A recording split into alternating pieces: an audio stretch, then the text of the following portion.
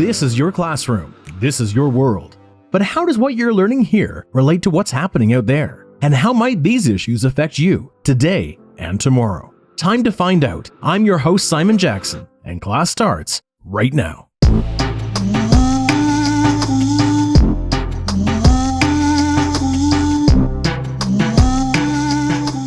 Our nation is at a crossroads. This you know.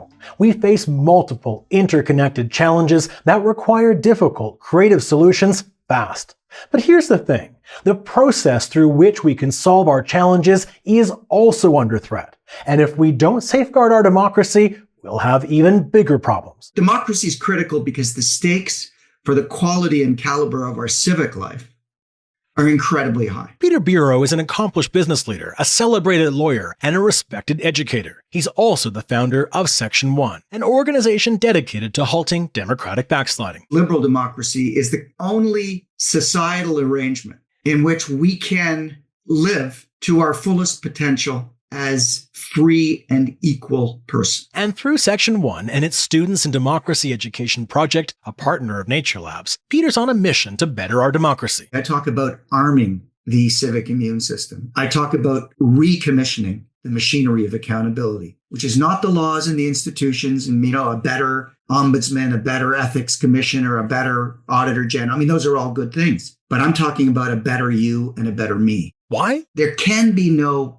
liberal democracy without a societal commitment to liberal democracy. Before we go any further, now is probably a good time for a quick explanation. You see, liberal democracy, it has nothing to do with liberal politics. The term liberal democracy has nothing to do with partisan politics. Liberalism of the kind I'm speaking of is one that is concerned essentially with the rights of people and is a big tent. There are conservatives, there are social democrats. It is not partisan. And a liberal democracy is what makes us equal. Left and right, urban and rural, north and south, east and west, indigenous, French and English. What liberalism does to the majority, it says, okay, majorities are going to, by and large, make a lot of the big decisions. But there are times when those decisions violate individual rights. And in those situations, we're going to put a bit of a check on the full expression of the will of the people. In other words, a functioning liberal democracy protects the basic rights that we love,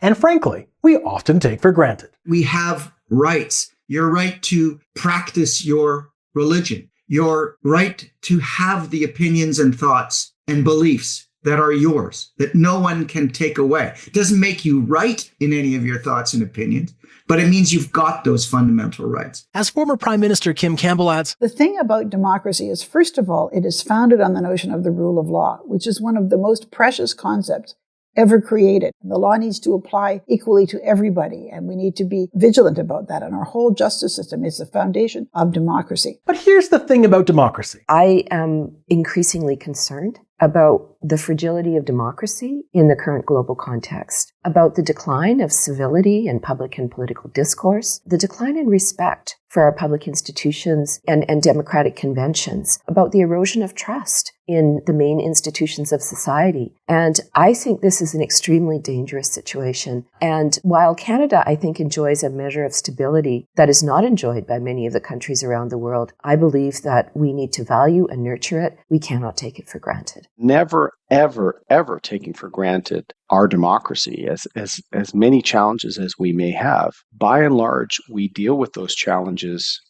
in debate and discussion, sometimes fractious, sometimes a tad immature. I was even guilty of that on a couple of occasions. But we do it generally respectfully and free from intimidation, free from violence. And there's a kind of a natural metaphor that I use for that. And different behaviors can be very successful. So I'm not judging here, I'm just describing. So China is more like an ant colony. There's the hive, people are devoted to the success of the group, and they'll subordinate their personal interest for group success. What they do is behaving in a way very consistently with their traditions, institutions, and the way they see the world. We're more like an elk herd, where the female elk see one bull and then, oh, well, he looks good, but over there's another bull. I think I might go over there. Still a herd, but still lots of personal choice about enabling the best result for me and my offspring and my family. Elk herds are successful social organizations, and so are anthills. But when you're an elk, you got to be an elk. And if we subordinate ourselves to dictators when you're an elk, it's going to go very, very, very badly because it's against our social norms. And so what people do when they do that is that they project it outward and find groups to blame. They take that subordination and say, I'm subordinating so I can harm some other group that I perceive has harmed me. And you get what Nazi Germany did. That darkness is there if you don't take responsibility for yourself and your own happiness. And you have to recognize that your happiness is not about you individually. You have to participate in the group to create the conditions that enable the kind of world that you want. And then you have to participate in what the world you want is. And you can even participate in shaping what that means, which is the beauty of democracy, is you actually have an opinion on what that world you want is, and that opinion has a chance of actually shaping the future. That is pretty darn amazing, and it's fleeting in this world. Some of the indices of the Human Freedom Index are going in the wrong way. There's less freedom than the year before. So what we have in Canada is pretty special. What is the state of democracy in Canada? We are not immune to this backsliding, and we cannot afford to be smug in Canada about the character or the resilience of our democracy. We're in better shape than most places in the world for a number of reasons, some to our credit, but some are just a matter of dumb luck. What we've done right? We've drafted an amazing constitution. We have a great history of commitment to an independent judiciary, to a decent parliamentary process. We protect, rights and freedoms. That's important. But here's the thing. Our system of government, our constitution is important, but it's not the most important thing, not even close, because the real machinery of accountability is you and I. You've heard this a lot, but it bears repeating. Our society, our systems, our problems, our options, our choices, they're a reflection of us. Because we're the ones that hold power accountable. And we are the ones that insist on making the institutions do the work they were supposed to do. We're the ones that decide whether the Constitution is going to be enforced or not. And yet, in so many corners of the world, democracy is in decline. Worldwide, we're in big trouble. Democratic backsliding or democratic decline has taken hold around the world, most importantly in the United States of America, that has long been seen, rightly or wrongly, the leader of the free world. Peter isn't a radical activist or someone with a political axe to grind. He's a constitutional scholar, a lawyer schooled in the fundamental tenets of democracy. Why am I telling you this? Because it's context that should make this next comment all the more powerful. A brilliant constitution, brilliant separation of powers, brilliant political structure. It's not working right now because the president has decided that the Constitution doesn't matter. And the leadership in Congress right now have abdicated their oversight responsibility. So suddenly you've still got this Constitution, you still have the Senate and the Congress, but they're not doing what they're supposed to be doing. The consequence? The United States is no longer a liberal constitutional democracy. It is now an electoral autocracy with the promise, or at least with shades of a police state to come. Now, when it comes to the state of American democracy, when it comes to US President Donald Trump and his threats to Canada, we often hear that the problems are temporary. It's just a moment in time. Things will probably change soon. Peter has a different take. It's not going to come easily, and simply putting the other party, the Democrats, for example, back in control of Congress and the White House in the next couple of election cycles, that alone doesn't rehabilitate liberal democracy. First of all, that doesn't undo the enormous damage that is being done right now, damage that will have long-lasting, if not permanent, implications for the United States and for the civic culture of the United States. How did we get here? Well, remember last chapter, we discussed the impact of indecision and half measures. Movements happen organically. They are made up of moments. Exactly, pollster Sashi Curl. Moments are added together to create circumstances that eventually push society to a tipping point. The rise of Trump started at least 6 years before he was first elected, right? I mean, people sort of forget about the Tea Party. You see, in 2008, the world, and America specifically, was rocked by a financial crisis known as the Great Recession. Banks failed, businesses closed, people lost their jobs, and their homes. In retrospect, this was the tipping point, the beginning of everything that we see today. For the first time, the Great Recession made wealth or economic inequality an issue not only of the political left, but also of the political right. In fact, the line between the political left and right began to blur as well, with both sides believing that those in the political middle, those increasingly seen as the establishment or as globalists, recklessly rigged the system for their benefit, leaving the working class to pay the bill. And the Tea Party was one movement that helped give voice to the growing anger surrounding this issue. As conservative strategist and demographics expert Hamish Marshall explains, Trump was the one who finally harnessed that energy, called it something different. It metastasized a bit, but it was really that energy that took him to the White House the first time. The issues that led to Trump being elected haven't been as pronounced on this side of the border, as economics expert Heather Schofield explains. Wealth inequality, let's call it that, has been a problem, especially in the United States. It's not been as bad here. And I don't want to say that it's invisible here, but it's not been as bad. And why is that? We have a very different tax system and redistribution of income system than they have in the United States. And it's kind of taken the edge off. We've been able to avoid the extremes and less tension between the rich and the poor than we see elsewhere. And I think that gives us something to work with. Hamish Marshall agrees that Canada has been somewhat insulated from the issues impacting America and so many Western democracies. What we've seen in Europe, whether it's the AfD in Germany or other parties on both sort of the more populist right and populist left, is that the historic parties of power, whether they be on the center right or the center left, have really ignored large chunks of the population and have thus lost out to new parties on both the right and the left. That hasn't happened in Canada, and I think it's an example of our political system responding and working reasonably well. Worked well till now. Till now, certainly. Right. Why the caveat? Because Canada isn't immune to what happens beyond its borders. And as we've already covered, our population is increasingly frustrated, angry, and hopeless. These things come in waves, and you can get a wave of, quote unquote populist anger that fires up for 4, 5, 6, 7 years and then quietens it down for a decade and then comes back, more and stronger than ever as feelings and, economic changes work their way through a country. And it's about now that we should probably further define the word populism, what it can mean and what it has meant in Canada. Populism, it's sort of just democracy exemplified. It's usually used these days in rather critical or negative terms. It doesn't mean it has to be. In Canada, the social credit movement was a populist movement. The NDP in its early days was very much a populist movement. It was the sort of left-wing version of social credit. Both came out of the social gospel, sort of tradition that was very deep in the West, and that, by the way, gave Canada some of its most important institutions, including, by the way, our public health system. But populism isn't always positive, and as democracy expert Peter Bureau explains, populism, I think of it as a factor in the backsliding of democracy, as this practice that now dominates our politics. We may not realize it. I mean, we think of Trump as the ultimate populist, but it dominates everybody's politics in the West. What it does is it says, I am your leader. I care about you. I care about your welfare. Leave it to me.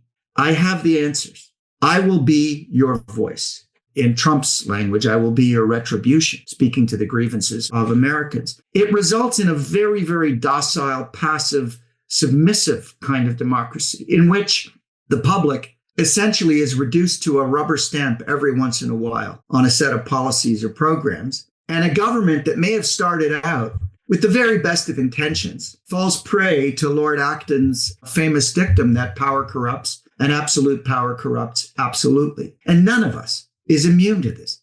We're talking about human nature. So we're not talking about dictators as though they're something different from the rest of us. They're just human beings who may or may not have wanted power. Likely they did. But when they got it, they wanted more of it and more of it and more of it.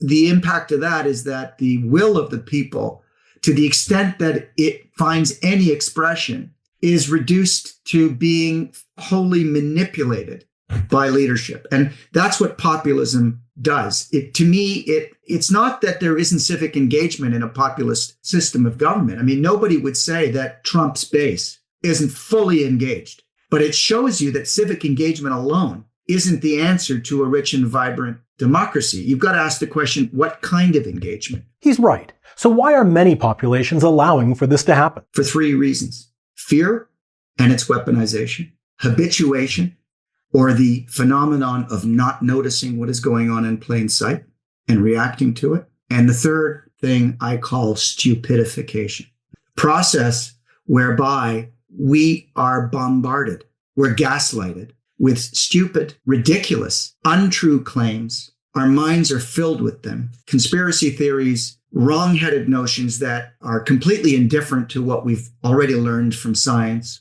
And we are spending all of our time engaging in social media bubbles, in echo chambers, not learning, not listening, and not achieving consensus on the things that we all must agree with, not because our opinions lead us to such agreement, but because as rational human beings, we know that facts are facts. This is the issue.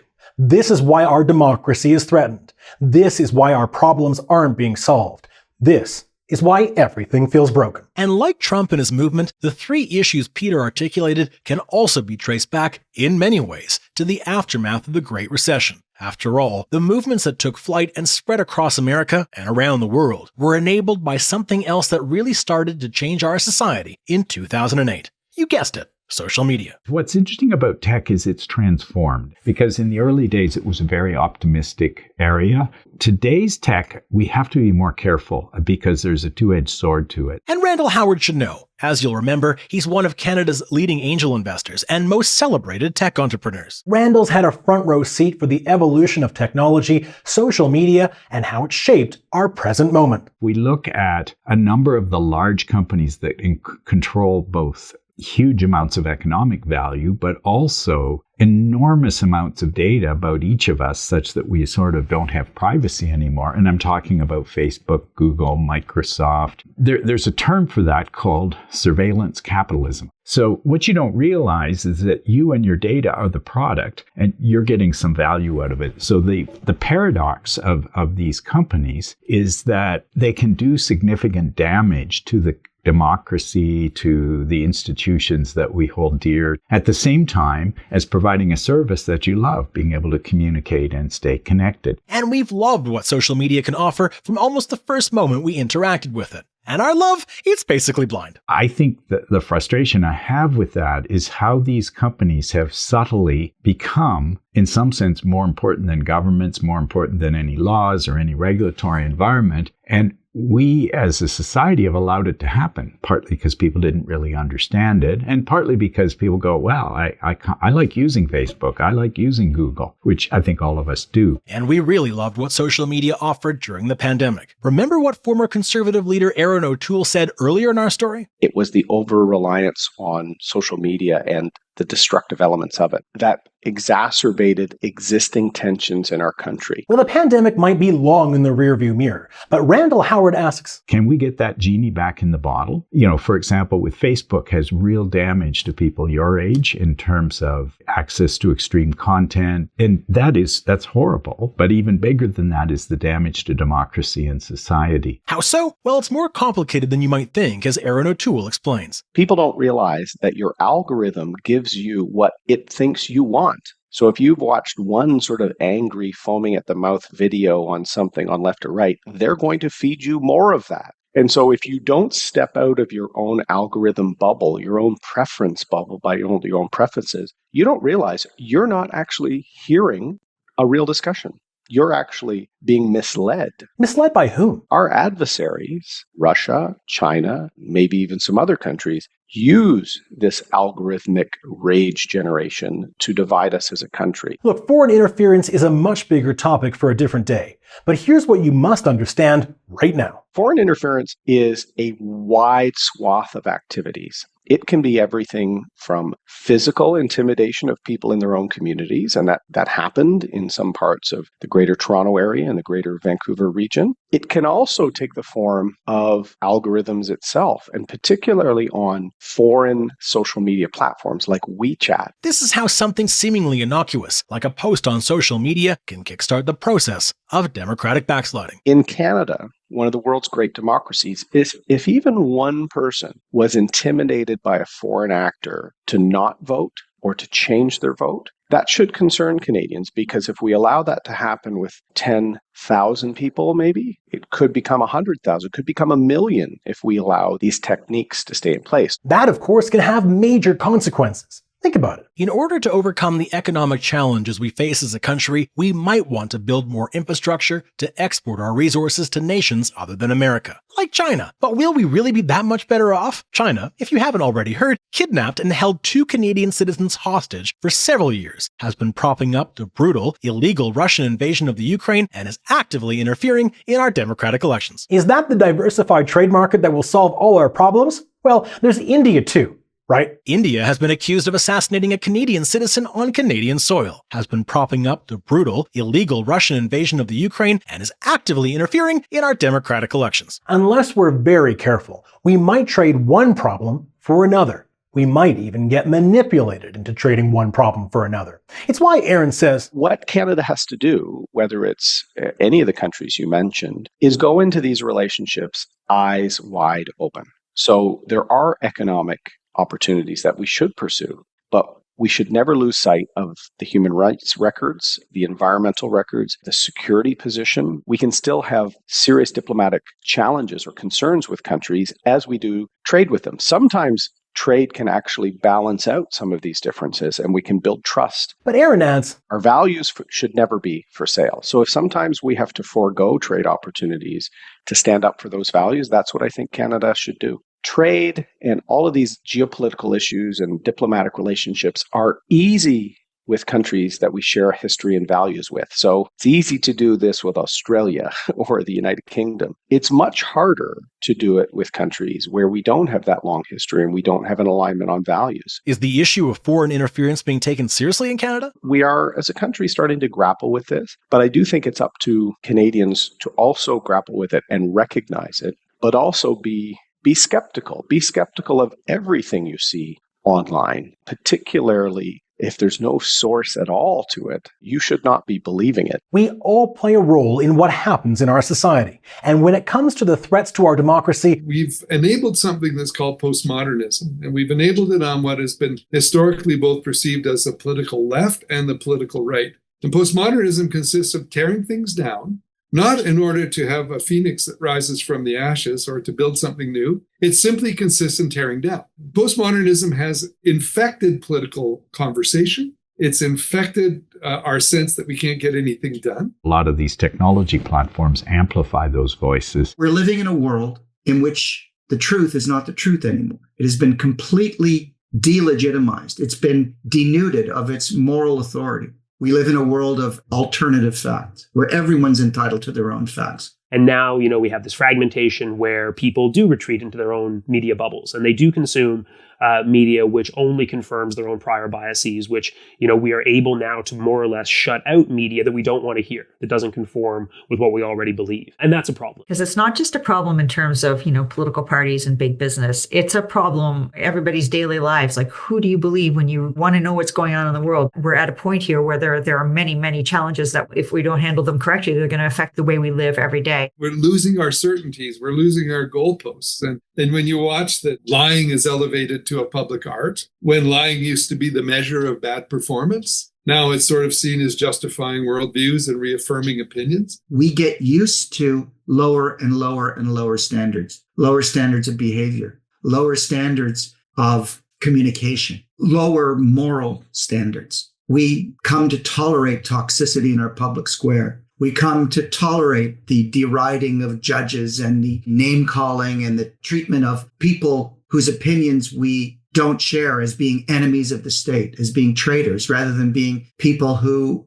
have a position that we should entertain seriously, if for nothing else, to come to the place where we finally understand why we disagree and whether we can find agreement and generate consensus. I feel like it's an interesting thing when we believe that this polarization is happening to us. We're choosing this.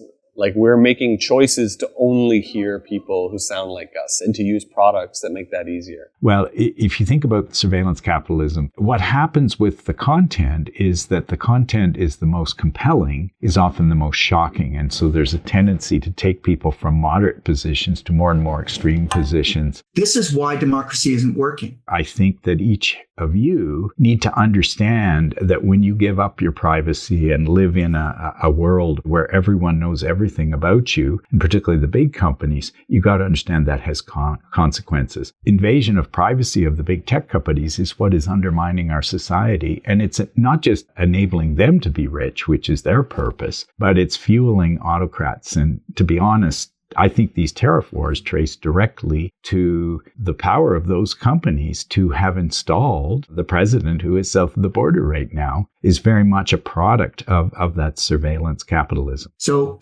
stupidification makes it much easier for us to subordinate ourselves to the will of an autocrat or an aspiring autocrat. In fact, stupidity and autocracy go hand in hand. And here's where we need a little real talk. Increasingly, the driving force behind postmodernist movements, the divisive discourse, the decline of democracy, the rise of autocracy, and the amplification of extremism, it's you. The research shows that. Canada's leading expert on generations, Ilona Doherty, tells us, So this is not new. We tend to think of young people as being progressive all the time. The stats don't actually bear that out. Why is your generation drawn to those who are fanning the flames of misinformation and enabling hate and autocracy? They're saying that they're working with young people to solve the problem. They're offering clarity. Whether they're actually going to deliver on solutions is another question, but they're offering solutions. And most importantly, they're drawn to the folks who are speaking to them. And right now, those who are speaking to you, they aren't always telling you the full story or even the truth. Again, we're all looking for clarity. We're all looking for stability in a context of rapid change. And I think often folks who maybe aren't actually telling the truth or who are just speaking in sound bites can be really kind of alluring in that context. Very true. But as biodiversity expert Harvey Locke adds, the fundamental turbulence of our moment is deeply unsettling.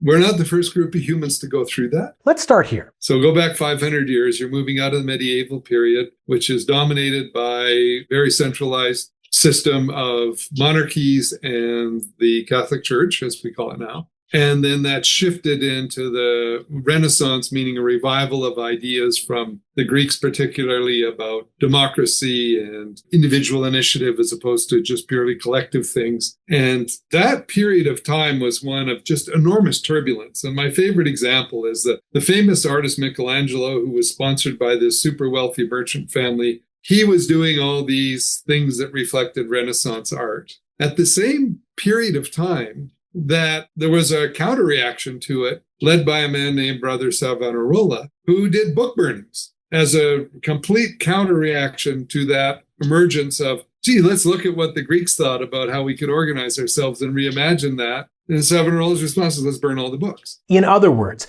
during other periods of mass change, extremist movements have come out of the woodwork. When the old order is dying and the new order is being born, it is the time of monsters. And if history has shown us anything, it's that we rarely recognize the monster in the moment. Even our state of unfreedom, relative unfreedom, diminished freedom, is something that we get used to. Studies were done in the 1930s during the transition from the Weimar Republic to the Third Reich, to that period when the very first democratically elected German government collapsed, and in its place came fascism.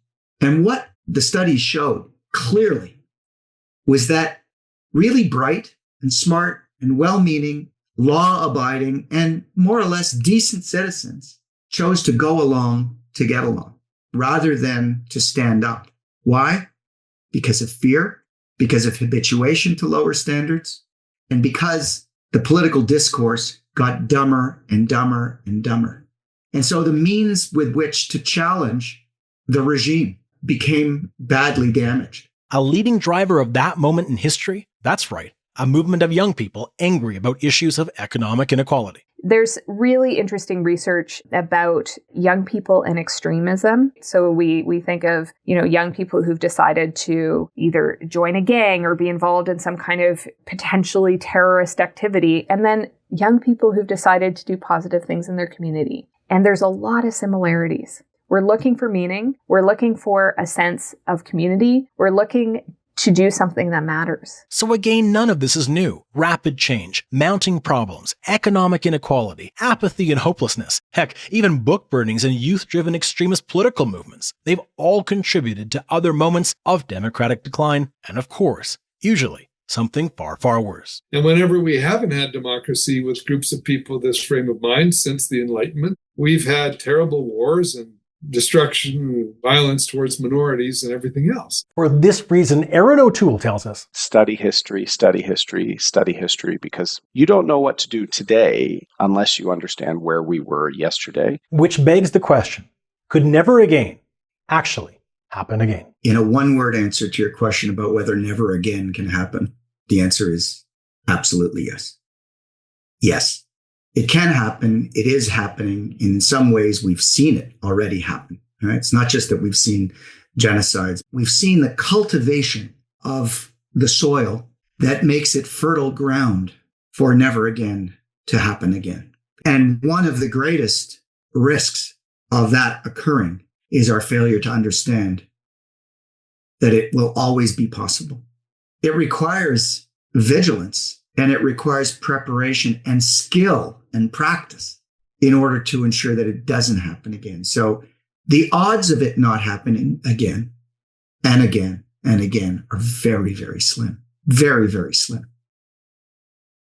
They need to understand what the stakes actually are. They need to understand what the consequences are of a society that doesn't respect any of these important fundamental rules. Not in the abstract, but in very practical terms. The Holocaust, what happened in World War II, is actually fading from people's memory.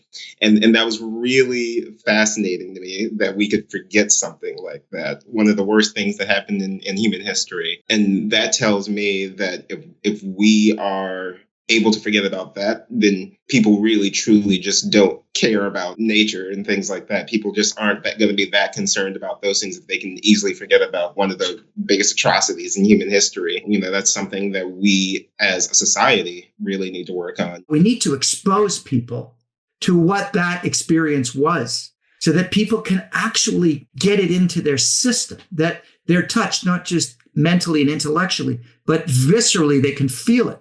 Because the idea is not to make people more empathetic. It's not that empathy isn't a good thing. It's critical in a civilization. But what we want is to condition every one of our citizens to kind of produce what I call an allergic reaction to any instance in which those fundamentals of liberal democracy are threatened. Not just as a matter of principle, but at a visceral level, at the level of the nervous system, if you will. Because that's the only way that we will get average, decent, law-abiding citizens to not fall prey to fear, habituation, and stupidification. It isn't just about wanting to make the world a better case. It's understanding in your bones what the stakes are if we don't protect certain values, certain interests, whether it's the environment, whether it's species at risk. We are a species at risk as human beings, and the planet as a whole is at risk. So what we need to do is not to be morally virtuous, and certainly not to be virtue signalers. What we need to do is be very self-interested, but in an enlightened way.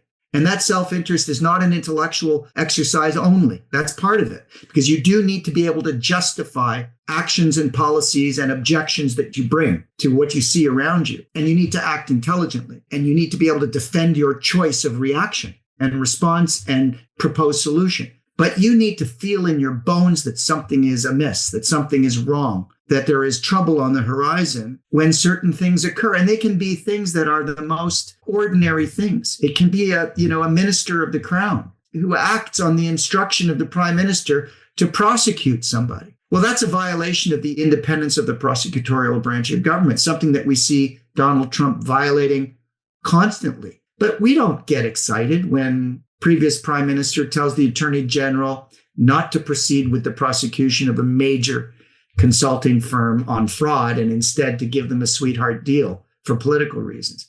Okay, it happens. That's politics. But we don't understand the threat that poses to the civic culture that is all about preserving our freedom. Winston Churchill once said that democracy was the worst form of government, except for all the others. And I think that's true. As long as human beings are making it right, it's going to, reflect all of the human virtues and flaws. There are other much more efficient ways of organizing our society. Authoritarianism is far more efficient. It doesn't require all of the niceties and the complications and the bureaucracy of a democracy and the messiness of a democracy. I've seen the alternative to democracy, and I've seen the price that people have paid for us to be able to do what we're doing. And it's not perfect. And there are a lot of idiots who do it, but there are also wonderful people who do it. And in every election, more people lose than win. But the fact that the voters have a choice, that is so important. You've got societies in which people live incredibly decadent lives behind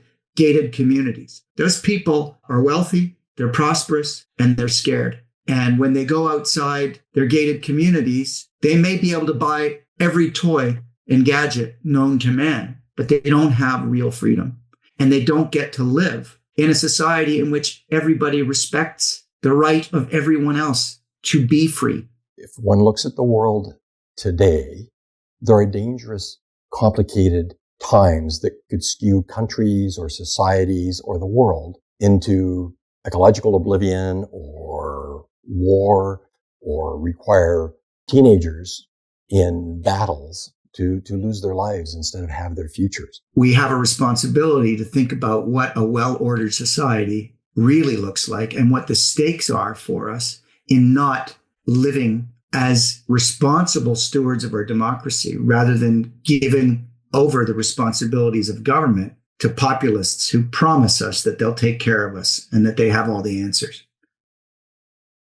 Or worse than populists. Don't take anything for granted. Do not take a healthy, sustainable economy or a healthy, sustainable environment or a healthy and sustainable world for granted. Because absolutely everything is connected.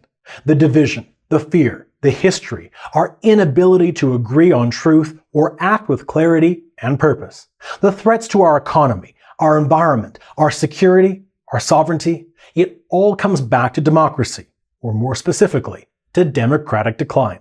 And that's why, as bad as this moment is, or might become for Canada, if history has taught us anything, it can still get worse. We mustn't forget that. And maybe it's for this reason that so many say, honestly, who cares anymore? Democracy isn't working for enough people right now, and the future seems rather bleak regardless. Climate change can't be solved, and smoke, it's going to be a reality on our vacations, whether we like it or not. And frankly, who's going to be able to afford a vacation anyways, let alone a house or food, at least the way things are going? And war, it's a constant and seemingly inevitable. But here's the thing. What if you're right? What if everything you said is right? What then? Try to do something about it. Because otherwise, it's pointless. Analyzing that things feel not good is an intelligent conclusion. Doing nothing about it is an unintelligent behavior. And unfortunately, the postmodern thing is said, well, doing nothing about it is a good response. So people have been sort of allowed to marinate and shout about how angry they are and how distrustful they are. But that isn't going to get you or anyone else anywhere. We've got to get behind some ideas and then go there to the ideas that are meaningful to overcome the problems that you just identified. You know, people feel that the future is compromised.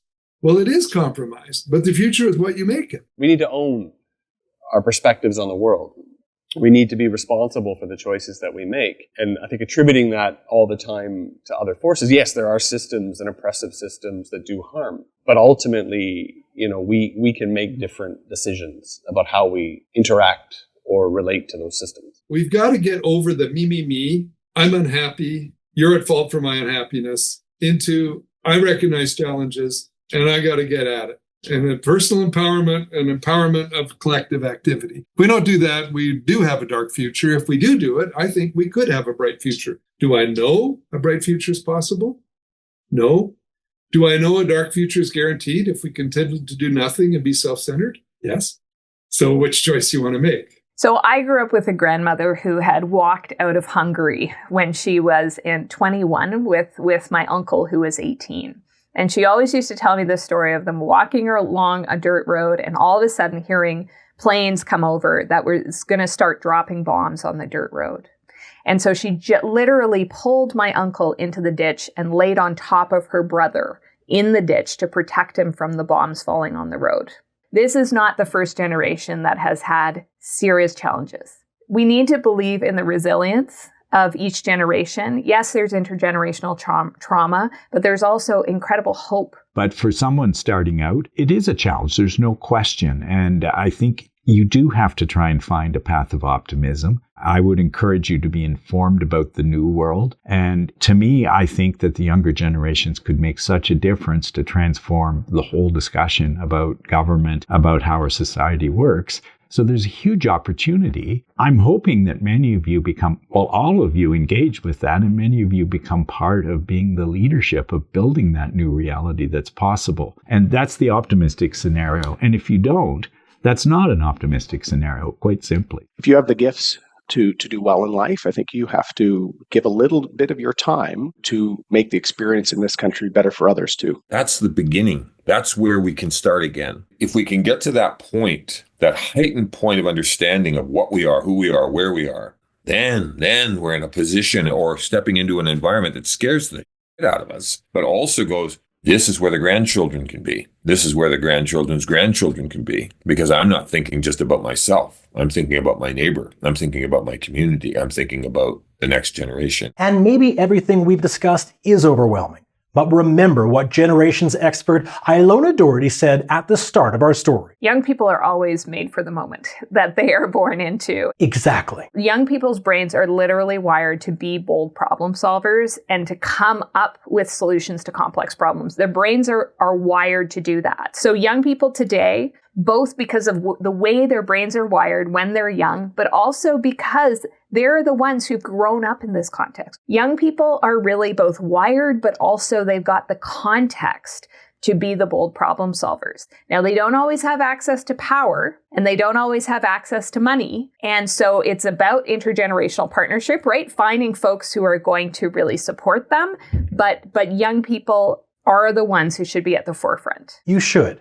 And it's for this reason that this class matters. You need to see how the pieces fit. You need to understand how science and policy, research and creativity, work and passion align. You need a base knowledge of natural systems and economic systems. You need to understand why different people hold different views and how that informs the way our society functions. Mostly, though, you must find your place in it all. The job of young people is not to just learn everything from adults and be quiet and then later you're going to make a difference. It's to actually stand up and say, this isn't right. I'm going to do something to make a difference. You know, we really need to believe in young people and support them. They're not always going to do it in exactly the right way or the way that we would have done it. But what is incredible and what we should always be encouraging is when young people are curious and when young people are trying to make their communities better. That curiosity among youth is so excellent. I would really hope that they are the leaders in collaborative thinking and in optimism and in finding where Canada's strengths are and figuring out how to really propel Canada's strengths to the next level. But then, use that curiosity to figure out where you want to skill up and where you want to focus your talents, because that's what's going to be able to carry us through. And often that is futuristic thinking. That in fact, they've identified what they see. And if you can share that and get into that, there's an opportunity there for you to actually rethink your plan or get unstuck again from the way you think. We have this sense that literally from day one, you need to be doing everything right as a young person to succeed. And that's not actually how it works. You got to try a whole bunch of different stuff in order to succeed. Resist easy categorization. Look for the things that don't line up. It's often easy to look at the world in a way you've been told to look at the world. And it's not to say that the conclusions that other people have are wrong, but you should come to them on your own. Change the way you think and let the default be love and let your action be motivated by passion that is for the betterment of the community. Be a good human, build relationships, and do things in your community that are going to make your community a better place. Make it better for you, make it better for your family, but also for the broader community. I think we have to assume that we have responsibilities and we should not leave them to somebody else. You come into the world as the owner of only one thing, and that is of your own person. You come into the world as the only owner of your person, and it's the only thing you ever own in life that you cannot divest yourself of. So get involved, get engaged, because people shape the world. That's the truth. And you as people are young and you're starting out, and you have a chance to do that. After all, we are the authors of history. We can write a better future. And though the answers won't come easily, without any time on the clock, we can still find ways to listen to those with differing views and weigh each issue, each threat, and potential reaction even-handedly. We can acknowledge that two ideals can be true and righteous at once, even if they clash. Zero-sum simplistic solutions are our true enemy. And while true Canadian unity might always prove to be elusive, we can at least respect those who have or will experience pain in different ways and at different times. We can at least work to find a place in our solutions for those we disagree with, for our fellow Canadians. That, I think, is at least half the battle. And I also believe when we do this, when we work for each other, we are truly Canadian. This is when we're at our best. We have done it before, and we must all work to do it again.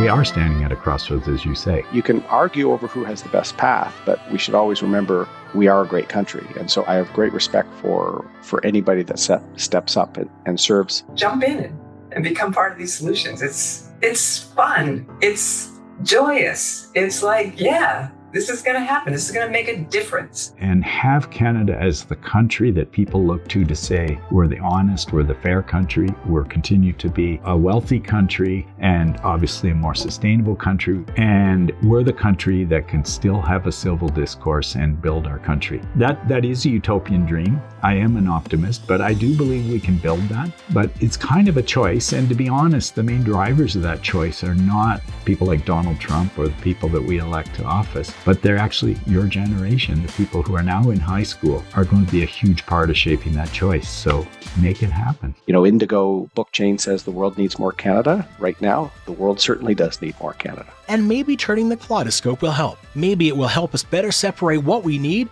from what we want. Or not. But we must remember, none of us knows exactly how change is made at any scale by anyone, anywhere. But we do know that nothing changes if no one tries. Indeed, nothing changes when we don't make our voice heard, but everything can change when we do. If you have something that you really believe in, you're right. So go for it. Go for it. It can be done. You can do it. After all, the final chapter of this story has yet to be written. What we write, that will be up to you. And who knows what history you will author, but we'll never know if you don't choose hope over despair, if you don't choose acting over wishing. Think about it. Mount Robson Provincial Park isn't perfect. It's still missing species that once called it home. It's still struggling to balance people and nature, even within a space designated for nature. It's still working to build its relationship with its neighbors and repair its relationship with its former stewards. But as Mount Robson's Elliot Inkle says, we'll strengthen that relationship and we'll just keep moving forward. Which is important. After all, the crossroads we face as a nation, as a world, it's one your classroom faces too. We're at the beginning. We're the beginning of the trail to a long road. And yet no matter how long or hard that road ahead might be, Elliot and his team have never and will never stop working for that better tomorrow, here and beyond. And ultimately, that's all we can ask. To demand better of ourselves, of each other, of our communities, of our country, and of our world. Demand better and try hard to do better. To make better decisions, to be more thoughtful citizens, and to work together in hard times and in good, with those we love and those we disagree with, to create better. For people, for nature, for Canada, for all. Today, tomorrow, and for generations to come. This is your opportunity to do your part, in ways big and small, now and in the future, to author your story and ours, in ways no one previously imagined. In other words, the answers, the right answers, the better answers, they're in you. Time to find yours and share them with the world. Your time is now.